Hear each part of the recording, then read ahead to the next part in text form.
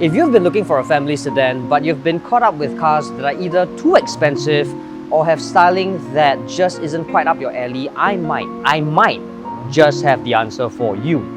This is the facelifted Kia Cerato.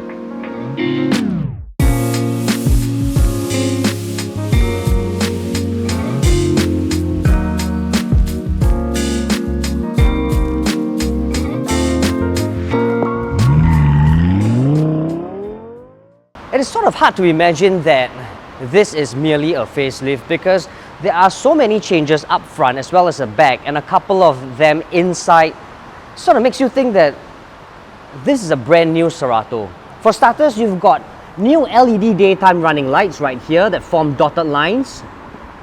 You've got new grille right here. The entire shape is new, and the red accent right here is essentially exclusive to the GT line, which is the car that we're driving today. So if you happen to take the mid-trim or the base variant, you'll just get a full black grille, which in my eyes would still look rather cool.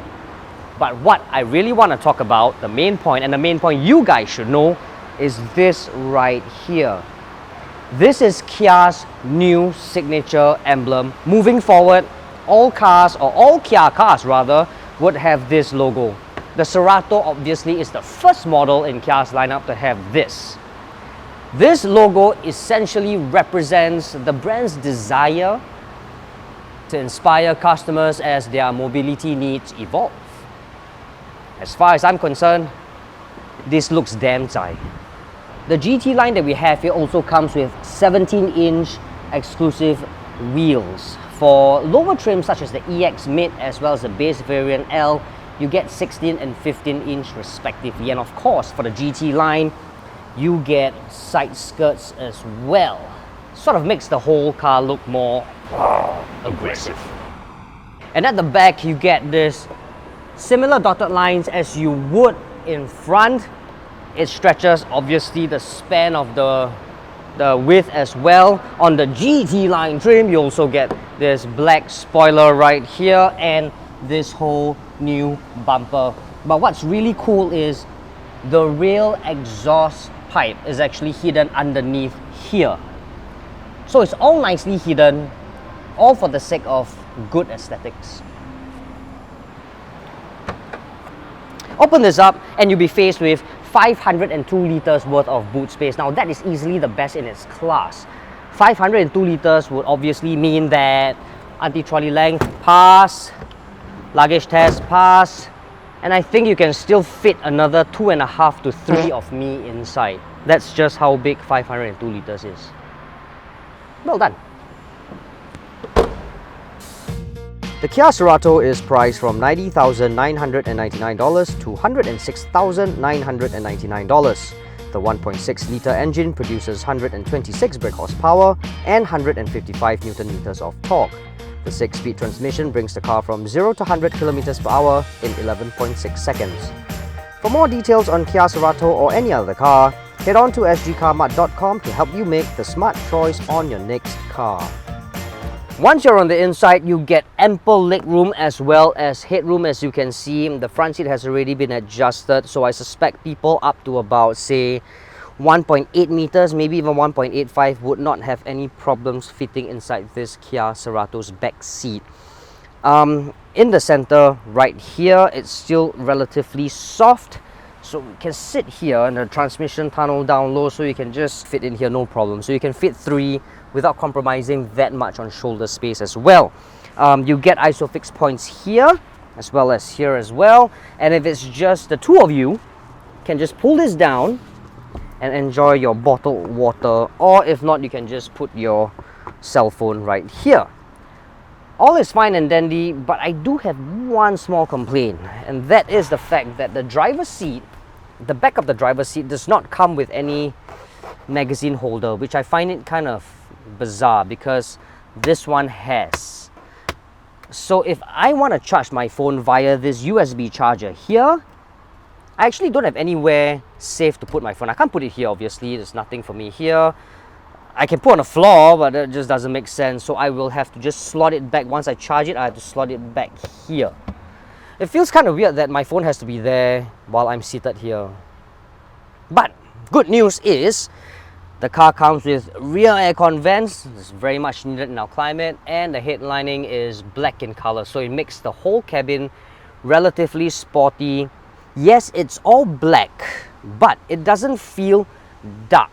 In fact, it feels airy because of this sunroof right here. So yeah. Now at the helm, it is familiar Kia fanfare. You get the same looking steering wheel, sporty looking no less. The only change, of course, is the Kia's logo taking center stage. Now beyond that is your analog tacho and speedo with that new 4.2-inch TFT screen in the center that displays all the information you need to know. Accumulated info, your speed, your drive information, everything you need to know is right there, controllable via these on the steering wheel. But this right here is brand spanking new. 10.25 touch-in infotainment system. It actually works very, very well. So you see all these words here, right here, is actually just a touch button. So it's not physical buttons, so it's actually just flat. If I just touch it like this, it goes straight to radio, media, or jump straight to media, phone, jump straight to phone, so and so forth. Now it's really cool because there's no lag at all for this screen.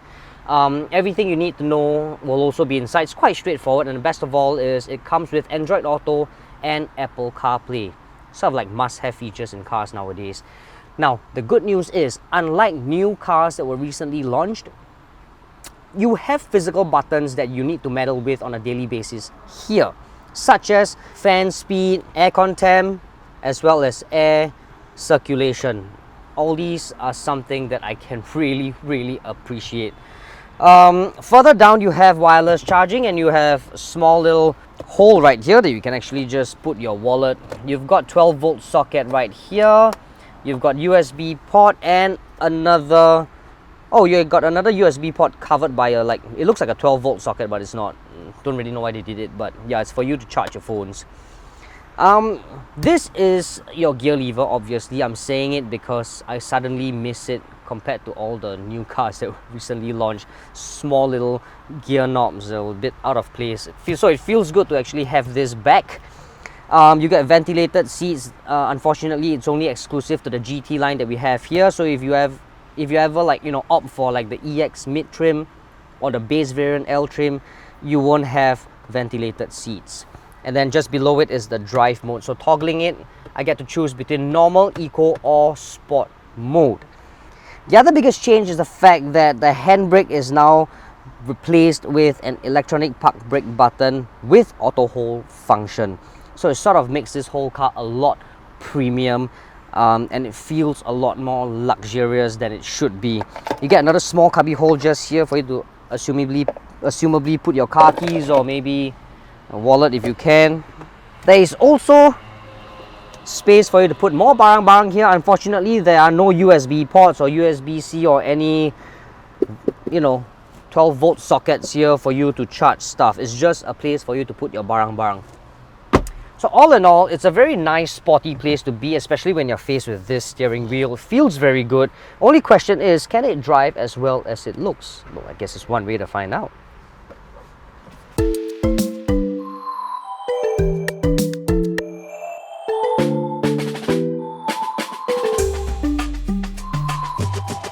Now the Kia Cerato has the same 1.6-litre engine up front as its predecessor, which means it will still pump out the same 126 brake horsepower and 155 Newton meters of torque. As a result, the Century Sprint is dispatched in some leisurely 11.6 seconds. It's not fast, right? But it'll get the job done. The only thing is, when I'm attempting to overtake the car in front, you got to give it a little bit of space, because it won't do it as quickly as you think. You still have the pedal to the metal to make sure it gets the job done, but it's by no means a sluggish car. I mean, if you think about it, if you're going to look for a car that has top-notch performance and really quick, I think the Kia Stinger should be up your alley. Not the Cerato. But if you're considering a family sedan such as the Cerato or any other cars in this class, you should be considering about things like comfort, space, features, both tech and safety, rather than focusing solely on dynamic driving. And for that, the Cerato definitely aces. For instance, now it's raining cats and dogs. I actually don't feel scared. I don't feel like I'm gonna understeer. I don't feel like, you know, I'm gonna change lanes and I'm gonna possibly knock onto something, even though the visibility is quite bad right now. I don't, because there's like blind spot monitoring system, lane keeping system as well. So all these sort of like helps me to be safe, or rather stay safe. It makes you feel like a dad, like a real dad. You know, ferrying a family around point to point in a very fuss-free, safe manner. And best of all, you can do all of this while looking good as well. So yeah.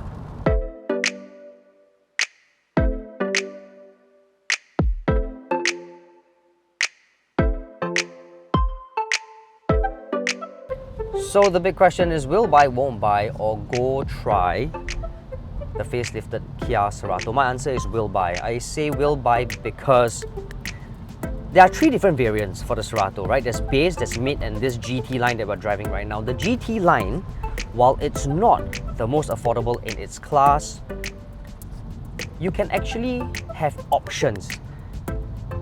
You can choose the mid variant or the base variant, and those will set you back for about slightly, the base variant is slightly above 90,000, while the mid variant is about 100,000, slightly over 100,000. That to me is very good, because if you're on a budget and you can't quite fork out, or you don't really want to fork out rather, the top of the line GT spec for 106,999, you can do without the sunroof and you can do without the ventilated seats and go for the mid variant one.